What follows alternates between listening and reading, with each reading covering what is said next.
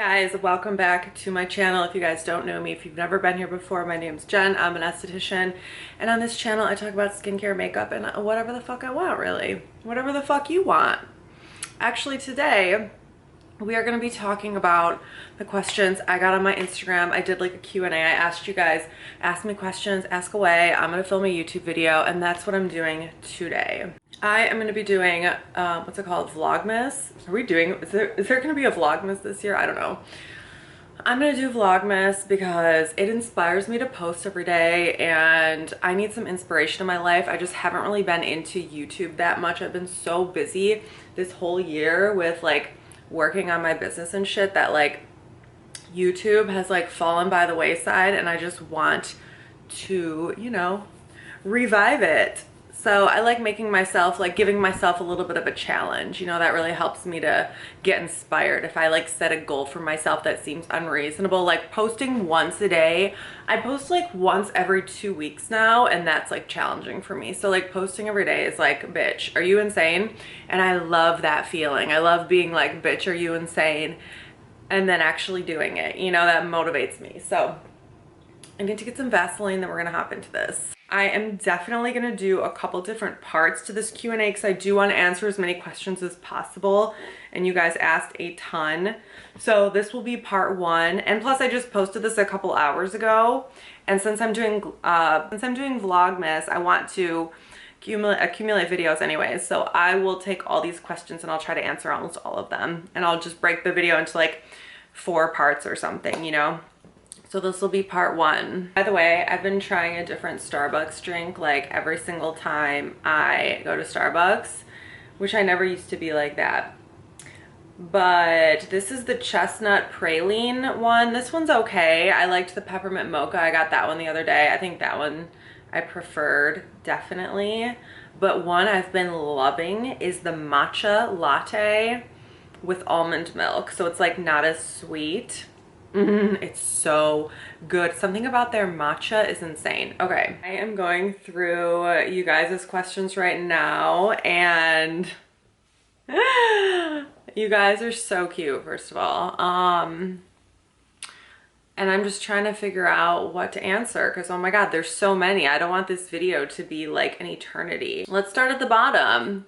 Any products for textured skin? Yes, girl. Lactic acid is a god when it comes to textured skin, but you also have to not disrupt your skin barrier at the same time, because texture can mean a lot of different things. I have texture skin right now because I used a product that was too drying and too harsh the other day. But then you can also have textured skin from not exfoliating enough, not being moisturized enough. You know, there's a lot of different types of texture, so you have to know the diagnosis first of all. So I would say if you have texture, most likely the most common thing is that you're not using a chemical exfoliant that's designed for textured skin. I would look at the smoothing toner by PCA Skin, hence the name smoothing toner, because it's very good for resurfacing, retexturizing. But then you also want to make sure you are using enough moisturizer and you don't overdo it. Use that no more than 2 to 3 times per week. Also, derma rollers. You know, I like derma rollers. They're really good for textured skin too because they promote collagen production. Thoughts on the light therapy masks on Amazon? I would totally try it as long as it's not too expensive. Light therapy works. That is well known. We know that light therapy works. Red light therapy is my favorite. I noticed an instant difference when I worked at the spa. I noticed an instant difference on the skin that I used it on. The skin would look completely clean if it was red and flushed before you use a red light, and the skin completely cleans out of redness. It does drain the lymph. It does detoxify. It does build collagen. It is an amazing tool. So it just kind of depends on the manufacturer that you get it from, if it's going to be good or not. So that's why I say don't spend too much money at first. However, there are some, not the masks, but the wands, like the actual like flashlight, the red flashlight. Huda Beauty talks about this a lot. That one's like $400, and the ones I used to use were like $300, like pricey, but they work. So you just have to know that balance of like, let me try this mask, let me see if it works. Do I want to spend more money on this? And then make the call. Okay, Money saving tips. Well, when I first started to make some lifestyle changes and wanting to really save money, I decreased my expenses. You always want to make sure you're living way below your means, and that takes a lot of self-control. It's mainly discipline. Saving money is mainly discipline. What I do and what I've always done is I have different accounts in my bank, and I auto transfer like a certain amount weekly to other bank accounts that I can't even see. So then I'm automatically, like without even looking, saving, you know, $50, $100, $200 a week, whatever it is, put it in a different account. So I've done that for a long time. I have like 4 accounts that I distribute money to every single week. But then also up until this last year, I never ate out. Never. I'm talking never. I would get groceries and eat at home 100% of the time. I think food is one of our biggest expenses. And if you can just be disciplined and eat inexpensively, like at home, do not eat out a lot because that can be more expensive. That can help you a lot. Do I believe in the Chinese face mapping and find it accurate on the skin? I actually don't, because when I had acne, I looked into this, and if this is what you're talking about, because the Chinese face mapping, a lot of times they're talking about if you have acne, it's on this part of your face or this part of your face. No, I don't believe that, but I do believe in acupressure, you know, where they put certain meridians in the body. They put like acupuncture and acupressure. I definitely believe in that. But as far as where different types of acne show up on your face, I really don't think that it's based on, you can't trace that back to anything. It's really on an individual basis. Okay. Thoughts on a skincare fridge? No, it's definitely not necessary, but it could be like, something you enjoy. Putting a cream on your face while it's cold could be really nice. It could bring a lot of oxygen to the surface by stimulating the skin. Putting something cold on it, it could shrink the pores up temporarily, something like that, but it's not necessary to preserve the length of the product. It might just be something enjoyable you want to do, but it's definitely not necessary. If you get a cheap one though, like I saw the Good Molecules was having one for sale for Black Friday, like $15, like why not? But I don't need any more clutter. I don't need any more extra things like that, you know? What are some ingredients in general that we should be looking for in skincare products? Instead of, okay, well, here's the thing. I do get excited when I see certain ingredients like niacinamide or amino acids or peptides or dimethicone. What else? Water, glycerin, mandelic acid, lactic acid.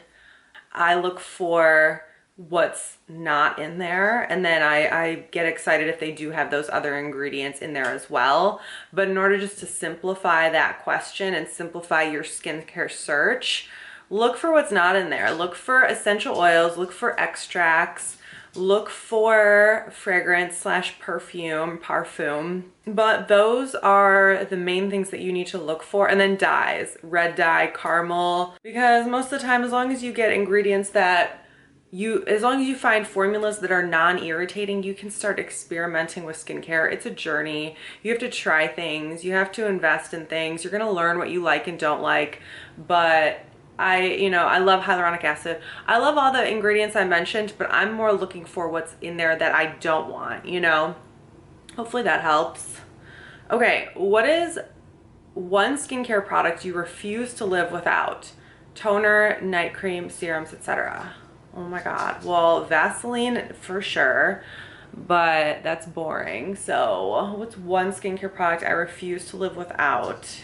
Is tretinoin. Now watching this while I'm editing, I'm like, obviously it's tretinoin. That's the only product that, number one, like I would spend that much money on. It's probably like $70. Number two, it's like I always have to have one on hand no matter what. There's nothing that can replace it. Best stuff for dry chapped lips, Vaseline. There's nothing that compares. Even if it's Aquaphor, if it's CeraVe healing ointment, whatever it is, Vaseline is my shit. And it's what I'm wearing on my lips now. It's what I'm wearing on my lips probably every time you see me. Vaseline is the best. Look at my angel. You are so sweet. Yes, you are by far the sweetest baby. Okay, Mad Hippie products. One of you asked me about Mad Hippie products. I have not tried Mad Hippie, but some of their products look really nice, but some of them also look really fragrant. I think the creamy cleanser looks pretty nice because I'm like less irritated by essential oils in my cleansers because, you know, you just put on your skin, you wash it off. But a lot of their products seem quite irritating for me because I try to avoid using actives with essential oils. That's like one of my pillars in my life. And using like a vitamin C with like lemon peel, orange peel, like that is no bueno. Not good. Also, like their resurfacing serum, tons of like different ingredients, and seems just like a little bit irritating to combine the ingredients that they do. So I've not tried them. What acids can I mix for the morning, and which acids can I mix for the nighttime? You cannot mix acids actually ever. If you're referring to like hyaluronic acid is a neutral substance. It's not an active acid like some of these other acids are. Polyglutamic acid is another one. That's not an exfoliating acid. It's a different type of acid. It's not an active acid.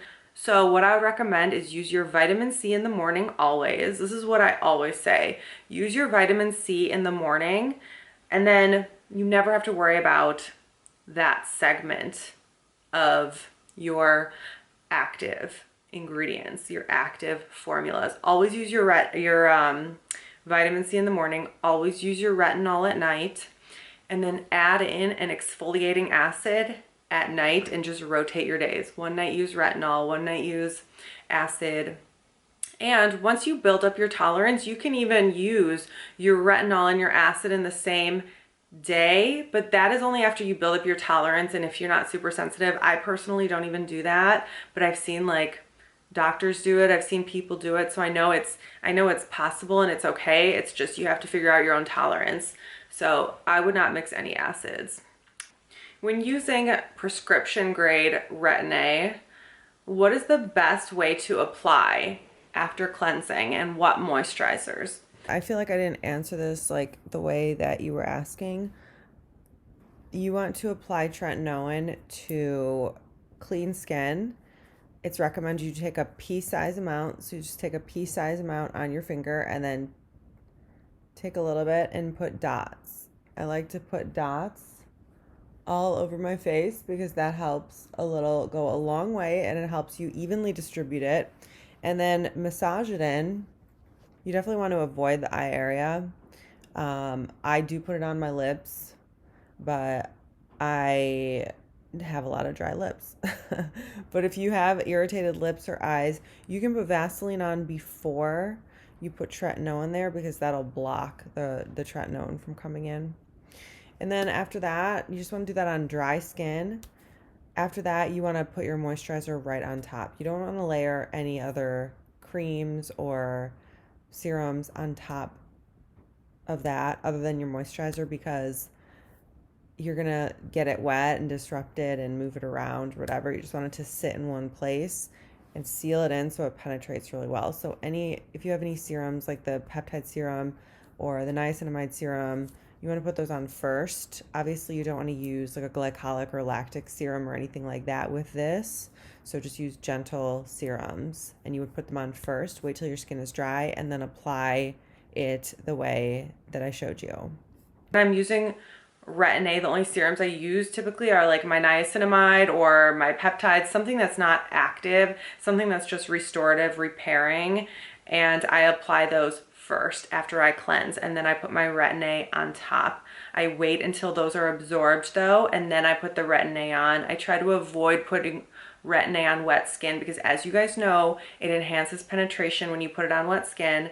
So if you want to do that once you're a little bit more experienced, you know, maybe you can experiment with that at a later date. But if you're just getting in Retin-A and getting in that, you know, playing around with it, make sure your skin is dry, and then follow with a moisturizer. Don't use a retinol moisturizer or a glycolic moisturizer or anything like that after you put Retin-A on. Just make sure you're using a really basic hydrating CeraVe or whatever you want to use, even if it's like, you know, I don't know why Sunday Riley just popped in my head, but whatever moisturizer you want to use that's not active. How do I feel about SK-II products? Well, I love Korean skincare, and I think SK-II is bomb, but it's just not my journey to spend $200 or $300 on like an essence. That's insane.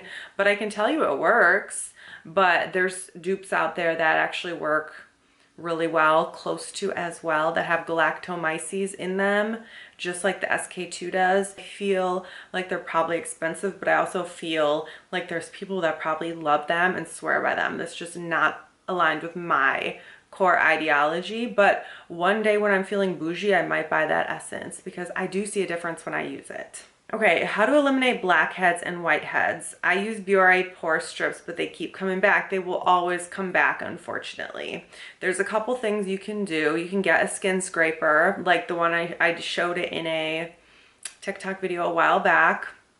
You can get a skin scraper. You can go to an esthetician to get facials to remove those sebaceous filaments. Usually I get them in the nose here, or in the T-zone.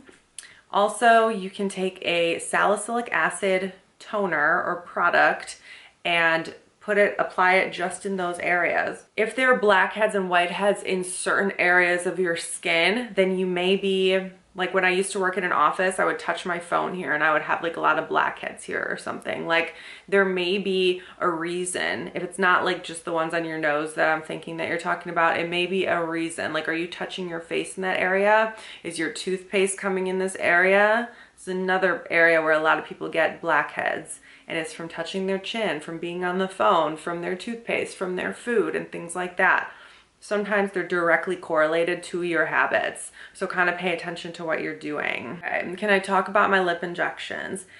Yes, I can. I got lip injections for the first time last October 2019, because I had saved enough money where I was comfortable spending finally, you know, a few thousand here or there on injections, because it's really something that you should be doing if you already are to a certain place in your life. They're expensive, right? Because you don't want to do a discount Groupon type of doctor when you get lip injections. I've done the Groupon doctor. I got lip injections in 2014.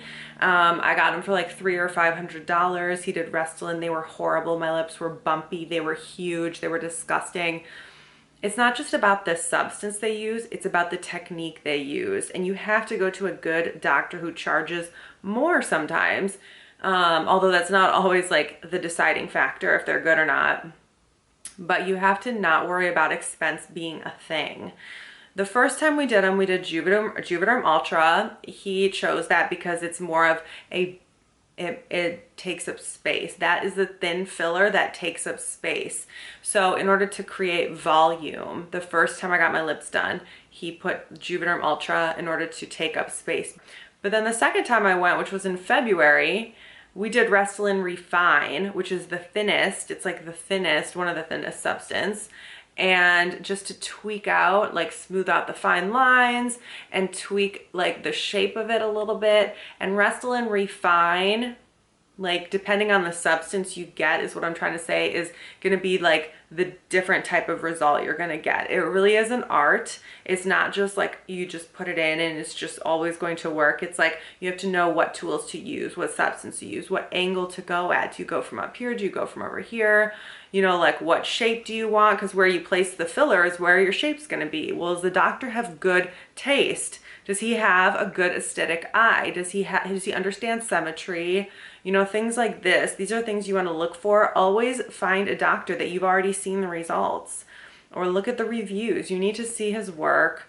And if he's a good doctor, he's not going to try to sell you on shit. He's going to want to be conservative, you know, so you always come back to him or her. My new derm said retinol around the eyes is frowned upon.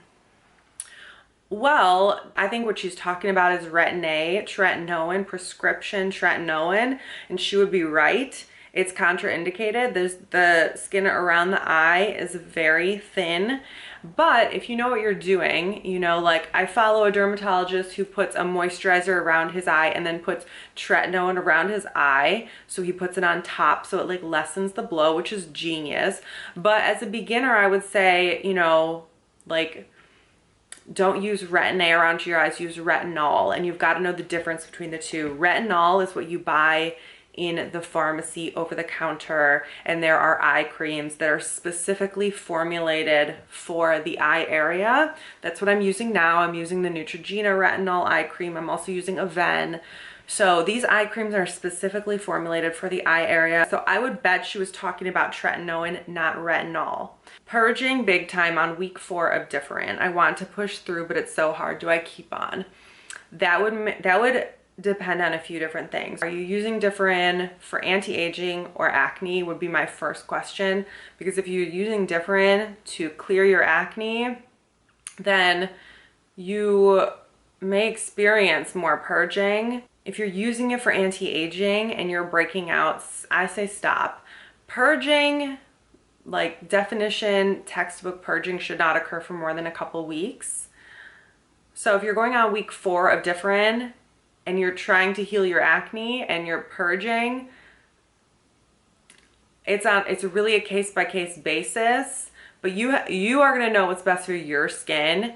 You have to empower yourself to say, you know, I need to take a break. It's fine to take a break too. When you push through using retinoids, that includes taking breaks. So take a break, maybe take a week break, and then come back to it in a week. See how your skin reacts. If you're using it for anti-aging, like I said, if you're using it for anti-aging and you normally don't have breakouts and you're just breaking out from using Different, fuck no. Get off that shit immediately and get on another retinoid. No. Hydrating serum or masks? I think this question is like, do I prefer hydrating serums or masks? I prefer hydrating serums because they can be used every day. I'm not really a mask girl. A lot of you guys ask me about masks. I don't really like masks that much because, well, they're messy, they take up time, and I don't have any that I love. Like I have my honey mask that I do love, but it still takes time, and I'm just like, you know, I just like doing my I'm a very like simple type of person when it comes to my skincare routine. So hydrating serums all the way. How do you know, this is a good one, how do you know the difference between skin that is oily and skin that is oily because it's dehydrated? First, I would assume that it's the latter because very few people are just oily. And then I would start adding more hydrating ingredients into your skincare routine in order to see, does your skin balance out? I would start using oils. I know that sounds crazy, but unless you break out, unless you're having a lot of breakouts and you break out from oil, I would start using hemp oil, squalane oil. I would start using really hydrating ingredients. Don't use any stripping ingredients such as salicylic acid. Make sure to clear those out of your routine. You gotta experiment and see what it's like for your skin. There is a good trick to figure out if you're a little dehydrated. When you get out of the shower, does your skin look nice? Like when you get out of the shower, does your skin look like not super red and flushed or irritated, but more so like happy, plump, brighter, not super red? That's typically a sign that you're a little bit dehydrated, because when you're in the shower, you've got a lot of steam and your skin gets pretty hydrated and absorbs a lot of hydration. Okay, how do you get rid of pink/red undertones? Well, if you have red undertones in your skin, it could be from irritation, you know, broken blood vessels, or maybe you're just sensitive or reactive. But if you have pink undertones, you can't get rid of that. That's genetic. So, but if you have pink undertones, that's fine. Just buy cool toned makeup, you know, just buy makeup that matches your undertones, matches your skin. But as far as red undertones, the ingredients that help with that are typically niacinamide, colloidal oats. Those are two things that really help with lessening the redness. There is a product, also ceramides, anything that would be barrier restorative. There's a product by PCA Skin called the Dual Action Redness Relief, but it's pretty expensive, and it's, you know, you could get the same effect by just using, like, get the CeraVe Skin Renewing Night Cream, for example, or the Calm and Restore by Aveeno. That new Calm and Restore line is amazing if you have like rosacea or any redness.